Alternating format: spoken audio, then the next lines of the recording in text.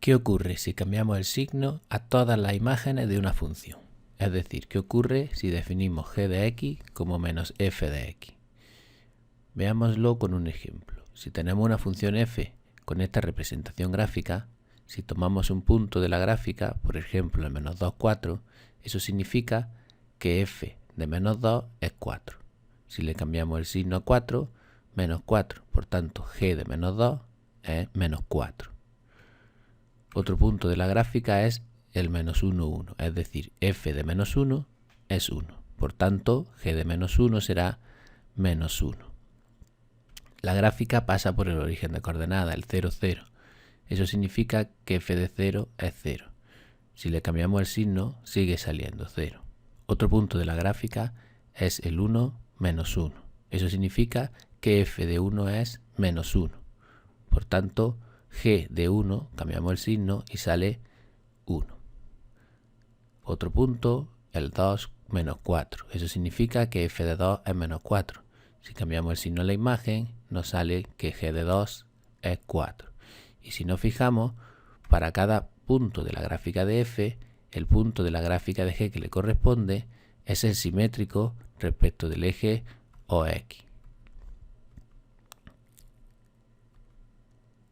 Y los puntos de corte de la gráfica de f con g son también puntos de la gráfica de g.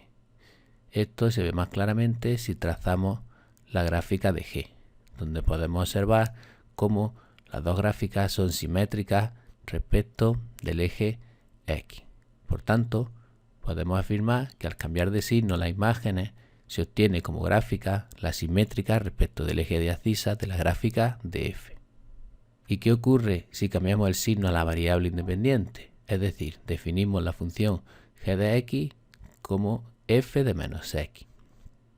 Vamos a volver a verlo con el mismo ejemplo que antes. Si considero un punto x, por ejemplo 0, sabemos que la imagen del 0 es 0. Por tanto, al calcular la imagen de menos 0, que sigue siendo 0, su imagen es la misma. Si considero el valor de x 1, para calcular la imagen mediante g, tengo que calcular la imagen mediante f de menos 1. Y esa imagen es 1, porque la gráfica de f pasa por el punto menos 1, 1. Por tanto, la imagen de g de 1, será 1.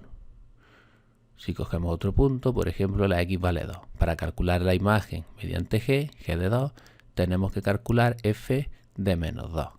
f de menos 2 es 4, puesto que la gráfica pasa por el punto menos 2, 4. Por tanto, g de 2 es 4. Si lo hacemos con más puntos, por ejemplo, si la x vale menos 1, para calcular g de menos 1, tenemos que calcular f de 1, de cambiarle el signo a la variable independiente.